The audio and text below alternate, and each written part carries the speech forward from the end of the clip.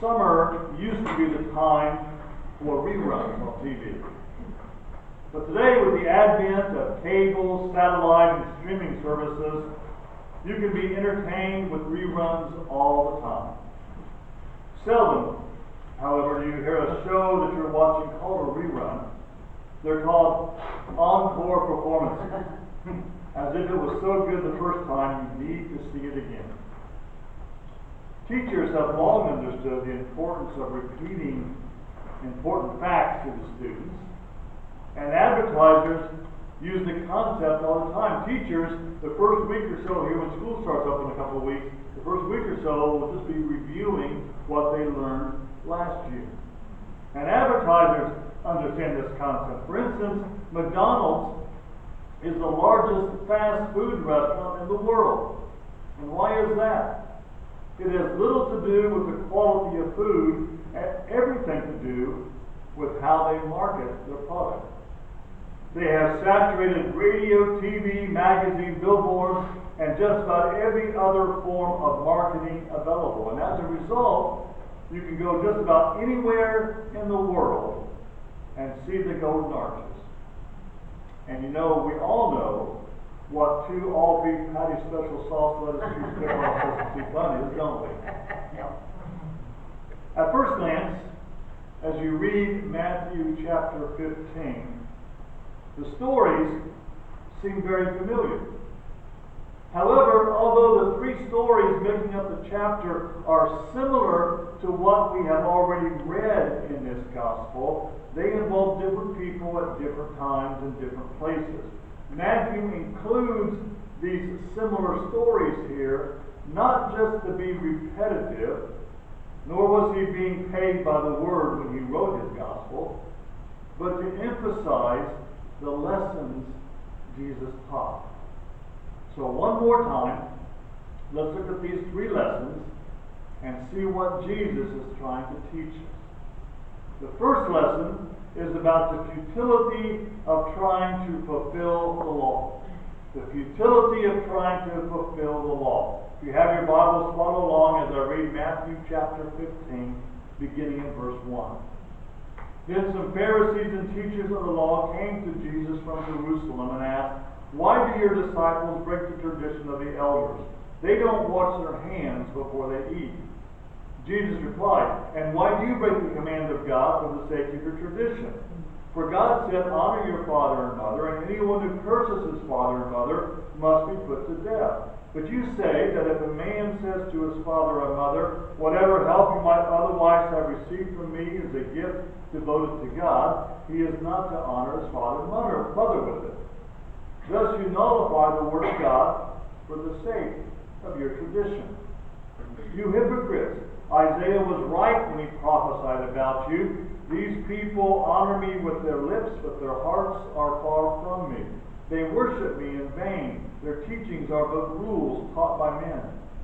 Jesus called the crowd to him and said, "Listen and understand. What goes into a man's mouth does not make him unclean, but what comes out of his mouth, that is what makes him unclean." Then the disciples came to him and asked, "Do you know that the Pharisees were offended when they heard this?" He replied, "Every plant that my heavenly Father has not planted will be pulled up by the roots. Leave them. They are blind guides. If a blind man leads a blind man, both will fall into a pit." Peter said, "Explain the parable to us." "Are you still so dull?" Jesus asked him. "Don't you see that whatever enters the mouth goes into the stomach and then out of the body? But the things that come out of the mouth come from the heart, and these make a man unclean. For out of the heart come evil thoughts, murder, adultery, sexual immorality, theft, false testimony, slander. These are what make a man unclean, but eating with unwashed hands does not make him unclean." The lesson this story is kind of repeating was first heard in Matthew chapter 12, when Jesus got into trouble because his disciples picked grain on the Sabbath. Now there are some differences in this story. The Pharisees and teachers this time come from Jerusalem, which suggests they were more important leaders than the ones in chapter 12. And this time, the problem was washing their hands before they ate, instead of working on the Sabbath. And this time, the disciples were worried about the charge, probably because these were such important leaders that were complaining. But both times, the problem involved understanding the law. The Sabbath was to be a holy day to worship God, and to refrain from working on that day. But tradition had developed, narrowly defining what breaking the Sabbath meant, and doing the right thing meant. It became more important than having an attitude of worship. Jesus condemned the attitude which said it was okay to take care of your animals on the Sabbath, but you did not take the time or effort to help your neighbor who was in need. In our story today, the issue is about washing your hands before you eat. Now, there is no specific law in the Bible saying you should wash before you eat. Just a bunch of laws describing how you keep from becoming ceremonially unclean and how to avoid it. Well, over the years, traditions sprung up detailing how you should wash before you eat. And in the Jewish culture, tradition was just as important as the law. And to give the tradition even more power, washing your hands became equated with being spiritually clean or unclean. The trouble, of course, was elevating man-made ideas to God's law. In addition, the traditions were very detailed, going as far as to tell you how much water you should use to wash your hands. The tradition, like most traditions, trapped you, because you never knew if you were doing it right or not. Now, we know today washing your hands before you eat is a good thing. Proper hygiene can prevent a variety of illnesses and sickness. However, the problem here is not health related, but spiritual. Washing your hands does not make you more righteous. It just takes the dirt and germs off your hands. Now, Jesus uses some very common language to make his point. When he says in verse 16, whatever enters the mouth goes into the stomach and then out of the body, he is literally saying, whatever enters the mouth goes into the stomach and then is cast into the latrine. Food is just food. And although we all are familiar with the phrase, you are what you eat, scientists have found links between our diet and health. What we eat does not change who we are spiritually. Jesus says the change comes from our heart. Way back in the Sermon on the Mount, Jesus said, where your treasure is, there your heart will be also. Our words and our actions mean very little to God. What he's looking for is what we are like on the inside. Who we are when no one is looking. But you know what? Our tendency is to always look for loopholes, to find exceptions to the rule. For instance, the law was very clear, honoring your father and mother. But tradition taught you could get out of taking care of your parents by declaring korban, which is a Hebrew phrase which designated the money you would use to take care of your parents or time spent with your parents as dedicated to the temple treasury. This act of dedicating your money to the temple was an actual law according to Leviticus chapter 27. But it was not meant to be used as a loophole to get out of taking care of your parents. Of course, that's the problem when sinful man tries to interpret the perfect law. We misunderstand, we misinterpret, and in general we try to wiggle out and around the real problem. And we try to wiggle because we don't understand the purpose. We're like the blind leading the blind. You see, following a set of rules does not save us. think it does. And whenever we do good things, we call it our Christian service. Jesus is saying, we don't do things because it is our duty to do them. Rather, we do things because we want to, as a response to our faith and love for God. That leads to the second lesson in Matthew chapter 15, the lesson on how we fulfill our faith. How we fulfill our faith. Look at begin at verse 21. Leaving that place, Jesus withdrew to the region of Tyre and Sidon. A Canaanite woman from that vicinity came to him, crying out, "Lord, Son of David, have mercy on me. My daughter is suffering terribly from demon possession." Jesus did not answer a word. So his disciples came to him and urged him, "Send her away, for she keeps crying out after us." He answered, "I was sent only to the lost sheep of Israel." The woman came and knelt before him. "Lord, help me," she said. He replied, "It is not right to take the children's bread and toss it to their dogs." "Yes, Lord," she said, "but even the dogs eat the crumbs that fall from their master's table." Then Jesus answered, "Woman, you have great faith. Your request is granted." And her daughter was healed from that very hour. Now the story of the faith of the centurion, found back in Matthew chapter 8, is very similar to this story about the Canaanite woman. Both times, Jesus is amazed at how much faith these non-Jewish people had in God. And both stories remind us that our salvation is not dependent upon what family we're from, that we're born into, or how well we keep the law. It's based upon our faith.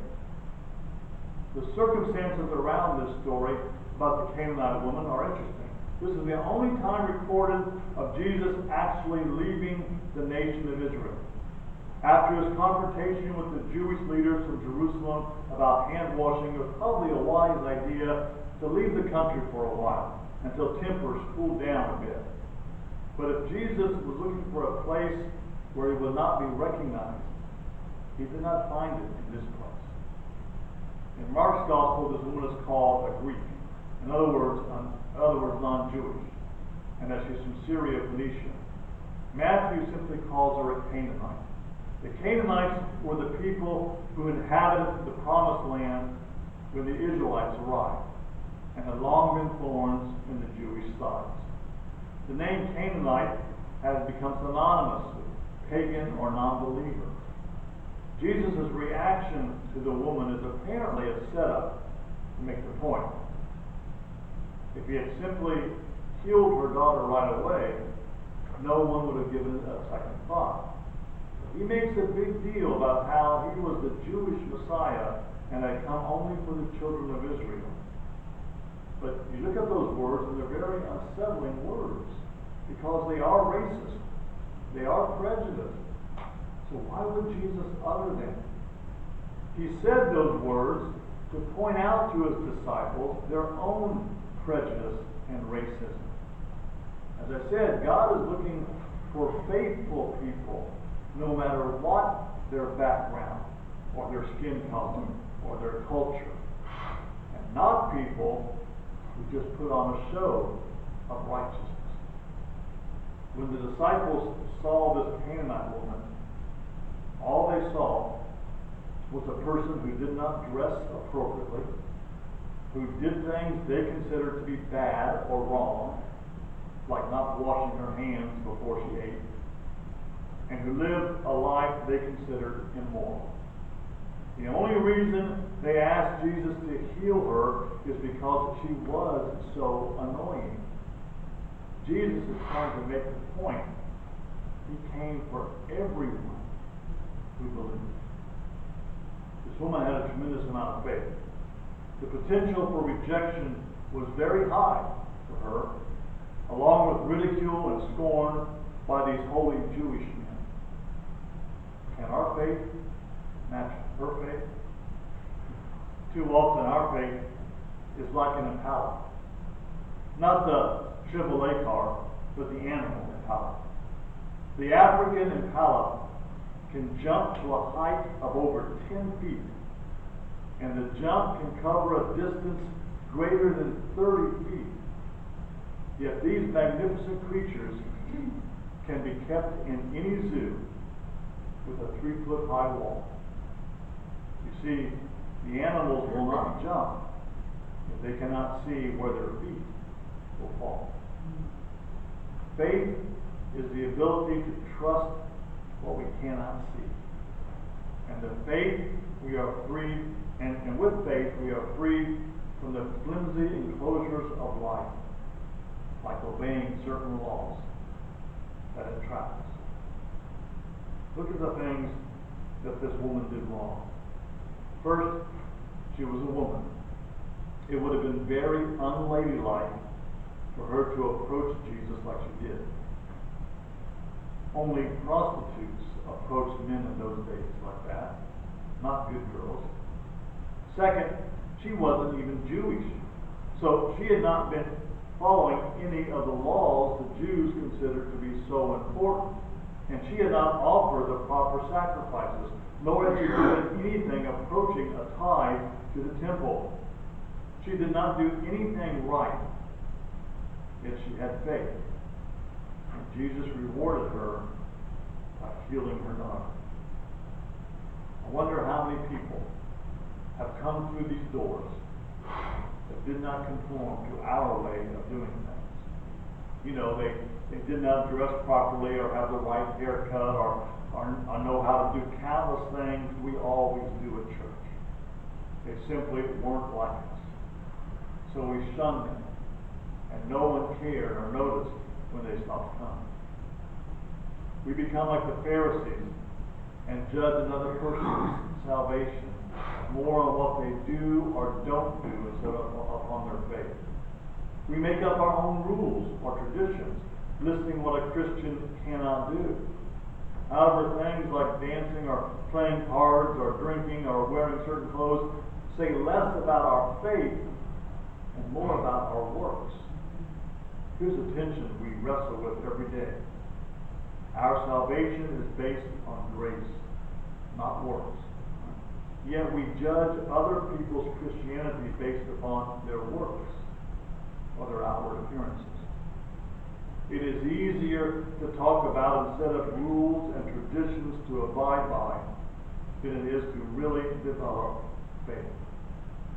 Yet, it is our faith, not the amount of makeup we wear, God sees in us. The dilemma should be clear. We all fall short of having the faith we need. But there's good news, because this is where the grace of God comes in. Because through Jesus, He will fulfill our needs.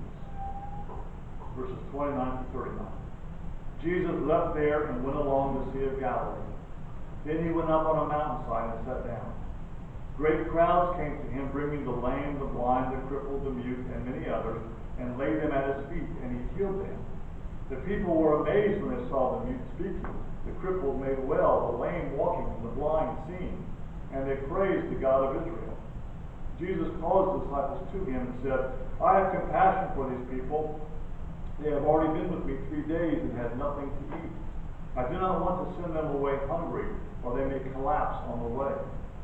His disciples answered, Where can we get enough bread in this remote place to feed such a crowd? How many loaves do you have? Jesus asked. 7, they replied, and a few small fish. He told the crowd to sit down on the ground.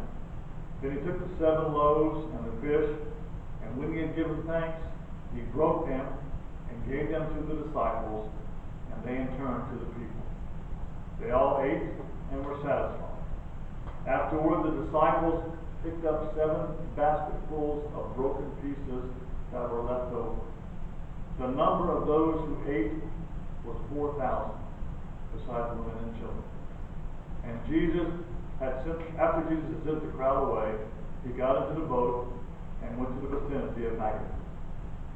Now, just last Sunday, we looked at a story almost identical to this in Matthew chapter 14. There, it was 5,000 men, 5 loaves and 2 fish, and 12 basketfuls collected afterwards. But the lesson is still the same. God will take care of you. Now, it's not clear how long a time had passed between the feeding of the 5,000 and the feeding of the 4,000.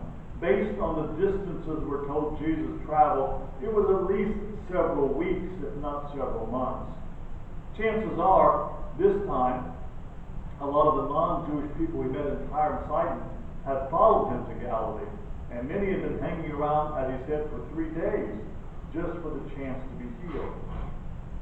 Note this time, the disciples did not ask Jesus to send the crowd away. They remembered what he did with the 5,000. So Jesus sets up the miracle by telling the disciples he did not want to send them away hungry.